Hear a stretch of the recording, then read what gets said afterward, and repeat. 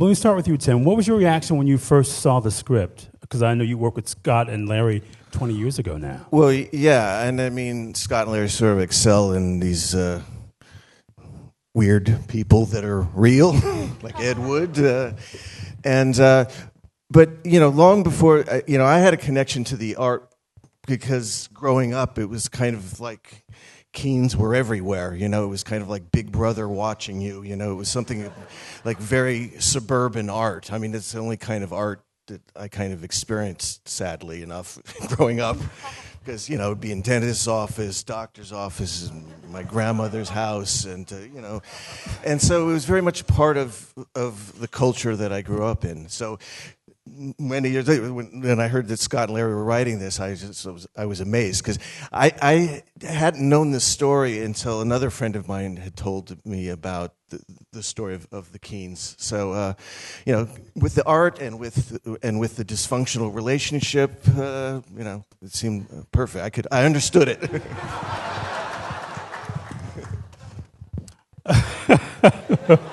Okay. Christoph, what did you think of the script when you read it? Because I guess you got it pretty quickly and made a pretty fast decision about it, right? Well, there was a similar experience that I remembered. I remember the paintings everywhere. Did you see the paintings too when you were growing up? Absolutely, even though it was Europe.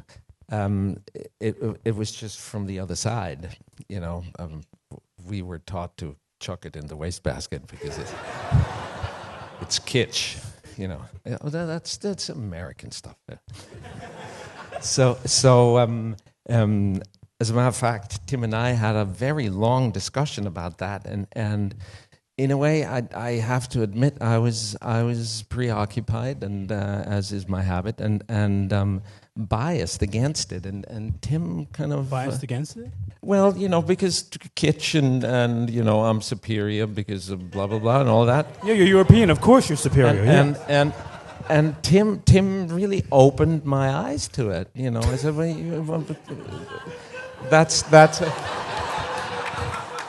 No, but in a way, that's the verdict kind of finishes the boring. It's kind of having an opinion about it, yeah, and then what? And that's how I sort of were led into this story and into the process and into all the interesting things that led to this wonderful encounter with Amy and Tim.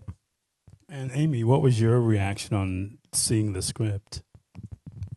Well, I read the script first a long time before we actually decided to do it. And at first I was kind of like, well, I kind of want to focus on strong characters. And I was in a place where I felt like I'd played some women who were a little more meek, and I was really focused on confident women. And then I read it again, and I sort of, after I had my daughter and had been a mom for a while, saw it from a different point of view. And I really began to understand that the quietness of Margaret was a strength. And when it came around the second time and I read it, I actually wrote Tim and said, can I do it? I really wanted to play Margaret because I just felt like I understood her silence. But also, too, there's a strength, her determination in the period where women who were separated from their husbands were really, looked down upon. Oh, yeah. Her determination to divorced and with a child already, which is 2 strikes against her to start off, and then trying to make her way as an artist. Yeah. And she doesn't really have a really loud personality. She's very, very quiet and very meek. So, talk about playing that. Because you basically have to, there's kind of a set in your jaw. You're determined to sort of make this marriage work, and then that determination to try to find some kind of solace through the art because you're not getting it in any of your part. Talk about how you decide to play it, because we do see her determination come up in interesting ways. I think it's that I'm an actor, so people never believe it, but I'm a very shy person. And it's really hard for me to step out in front of something and really take the lead. So it's something that I really understand about expressing yourself through your work and not necessarily wanting to be the figurehead of your work. So I understood that about Margaret. And then when I met her, there's just such a integrity about her. And she was really open and really willing to talk to me. But what you see is what you get, and what you see is what you get. She's really quiet and very generous, and she's just not she's not a large person, and she speaks through her art, and that's something that I very much identified with, I guess. What did you like about Walter, Christoph? And what characteristics of that character did you Everything. Did you like? I had to ask. I'm sorry. I always try to look into myself. There is an autobiography that Tim gave me, and it's. I must admit, it's after page 27. It's hard to read. You made it that far, huh? Yeah, out of about seemingly 1,700 pages. It's delusional rambling, basically. It's interesting from a phenomenological point of view, and psychoanalytically, it might be inspiring. Overall, it gave me an impression that the actual man must have been beyond portrayal. Well, how did you find your Walter then, given that there's this screed of self-justification that... As banal as it might sound in the script, really, and in the collaboration. It's, as Tim pointed out, the dysfunctional relationship, even though I would rephrase that and call it functional in a specific way. Uh-huh. Yeah, he said that, I didn't. But Tim, you often make movies about, I was saying in the introduction, artists looking for an art, unconventional people between Ed Wood and Sweeney Todd and Walter Keane. These guys who are looking, they have an ambition that doesn't quite match their talents. Well, I understand that completely. I mean, that's my life story. So, well, I mean, I think that's the connection.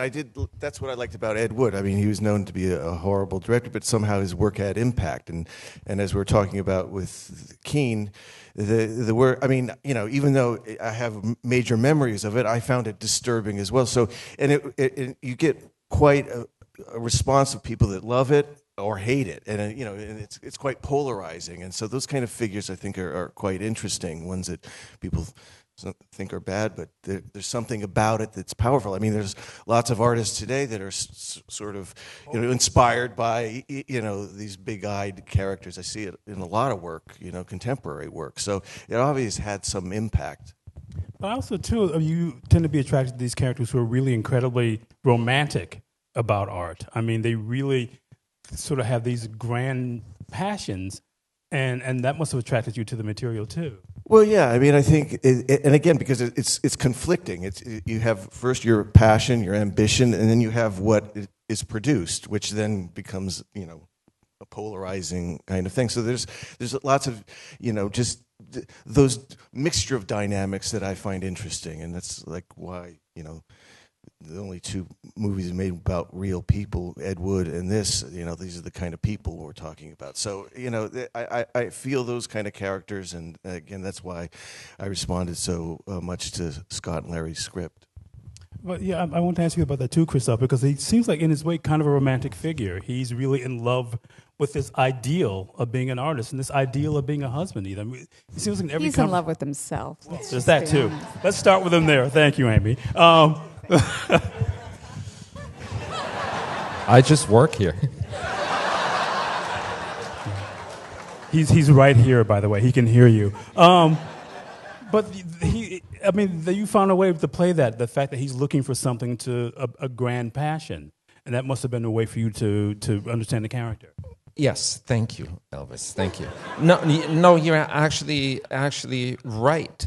Because what I said about the autobiography, which is slightly demeaning, and I meant it, is really not very useful for doing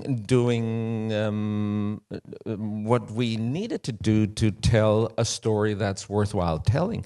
Having an opinion about something, and having an opinion, that's why I described our discussion about the art before. Having an opinion is fairly boring, because how do you go from there? How do you see the world if you're always opinionated? So I'm not called upon to have an opinion about a character I play. I actually, want to understand, and I want to empathize, and that's what we should all do with our fellow man anyway, to kind of muster a little understanding and empathy. What was the point of empathy for you that was kind of a point of entry? Well, how did you connect? Something I can identify with, the despair to try to be an artist, and the understanding that you might not be one. Because I think that's interesting, because one of the things I sort of find so fascinating about Margaret is this sort of need to create a home. And after a while, it starts to feel like a Hitchcock movie. It's like watching Rebecca or something, where she's trapped in the house. And I wonder if that was something that you kind of empathize with, that she's trying not to, she's telling herself that she's not a victim, and to the extent that she's lying to her child about it, even though she kind of is one. Was that tough to play that woman who felt like kind of a victim? I don't think she felt like a victim. I think she felt like she was complicit.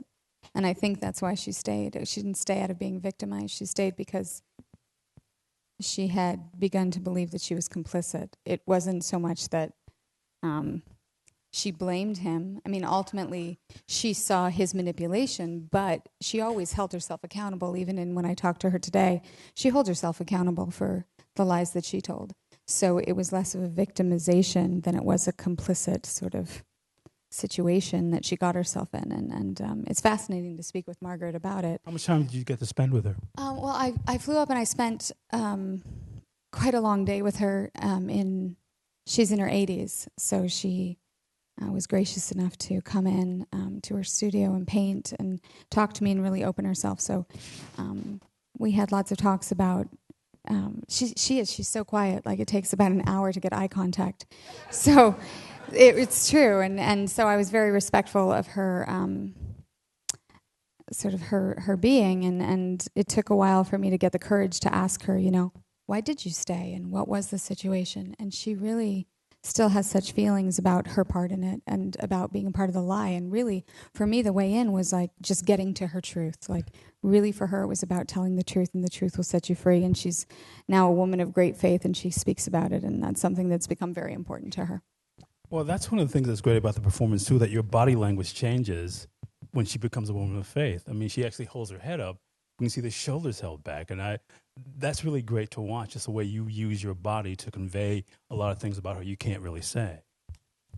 Yeah, go ahead. Well, thank you. I'm glad you see that. Thank you, David Taylor Dance Theater, for teaching me to use my body to tell a story. No, but even when you meet her today, it took me so long because she sits there like this. I talk to her and she just doesn't say anything, right? It took me, and it's not, I loved seeing it because it informed who she was, but I was also like, all right, I'm going to do this. I'm going to just be quiet and play Margaret because that's Margaret. And it was important to me that I be honest to who she was, What was your first meeting like with her, Tim? With Margaret? With Margaret. Well, It was about in the mid-'90s because a friend of mine told the story, and I got so, like I said, 'cause I knew the artwork, and I went up to where she lived up near San Francisco and met her and commissioned a painting from her. So this is again sort of long before I just was interested in meeting her. Hadn't really thought about film or anything like that until Scott and Larry. But so yeah, about mid-1995, something like that. And had you kept in touch with her over that time, or just? Well, you don't keep. Oh, we call each other every day. Yak, yak, yak, yak, yak. I got a call from him right now, if he was a matter of fact. But no, I just wonder because No, but again, as Amy says, there's something about her that you really respect her privacy, and it's. I think it was very hard for her. And I think that's what Amy did so beautifully. It was to to have that internal, that shyness, and project that. It's quite subtle, but that's who she is. And when you're around somebody like that, you really do kind of respect it. It's. Because I guess I just find myself thinking about the idea of it being both like macabre and heartbreaking at the same time. It really does feel Hitchcockian. And it felt like that way to me too. In fact, I talked to Bruno. We talked about trying to shoot it a bit like a Mario Bava film too. Using certain kind of colors and those the angles. kind of Hitchcock. Well, it is because it's that kind of relation. There's a kind of I don't know. I felt it's not there were those elements, just in terms of their relationship. But yeah, it's also that Bava too. The idea of a woman being imprisoned and sort of being held. It's very much a Mario Bava kind of thing. But that last section is almost like you finally get to do your Three Stooges, Marx Brothers movie in the courtroom. Well, no, and nobody believes this, but if you ask Scott Larry, we toned down the courtroom scene. Do tell. Well, the judge was going to tape his mouth shut, and I mean, there was all sorts of stuff. Yeah, no, but he did go back. I mean, people don't believe it, but that's part of what was so great about the story is that, that those kind of things happened in it. And I mean, if you make it past page 27 in his autobiography, I mean, you just see it come from a different point of view, and it's so. I just, I've always wanted to do a very serious courtroom drama, and so this is it. Let me ask you guys about the courtroom stuff, because it goes from that incredible moment where you're interrogating her, and she's, again, I think her eyes are kind of open to her real complicity, to, then that's really a tough moment to watch. I just wonder how hard it was to do. That sequence when you're asking her, and it's you, and pretending you're somebody else. So it seems like a really tough tone to kind of maintain a truth in that, not overplay it, was it? I'll do anything with Amy. That's how I feel. Nothing's hard with Christoph. It was so much fun to create these characters and to live in this world with him that by the time we got to the courtroom, which was towards the end of the shooting, we were just there and we sort of knew the story of the characters. So,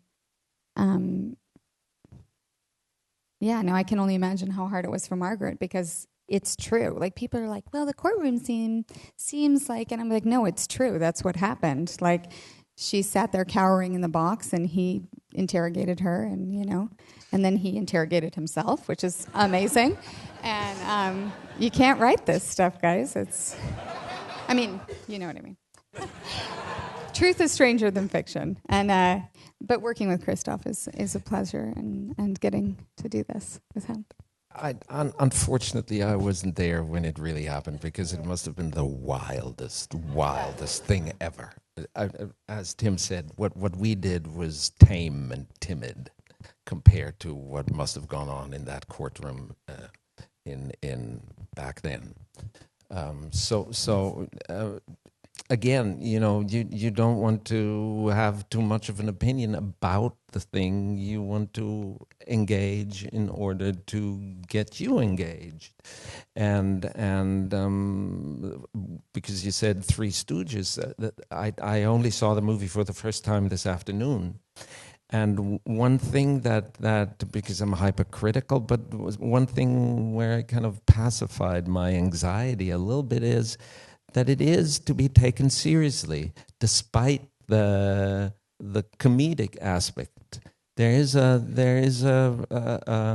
seriousness and a reality to it that goes beyond the comedy. And apart from the fact that I think comedy should be like that anyway, but in this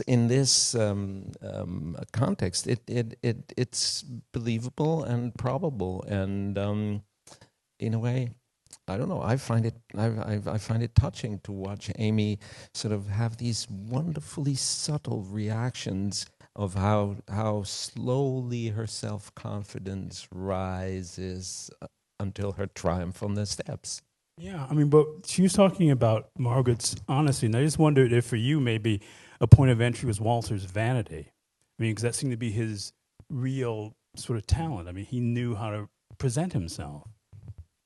Yeah, so in actual fact, I hesitate to call it vanity because it's sort of an opinion and a verdict that I don't, having to play this part and having to satisfy what we're after and keep it what do you call it, identifiable, dynamic. An opinion is just an opinion.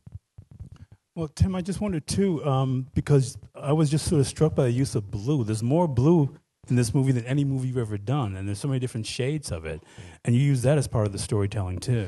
Well, yeah, I mean, I don't know. It just color. If you're doing something in black and white, that's a beautiful thing. But if you're using color, I just always try to use it for whatever mood you're in. It might be a bit of a Bava-esque kind of thing there, but I don't know. Just we just try to feel it and use colors that feel appropriate for the scene and set the mood and just something I always try to think about when you're using color.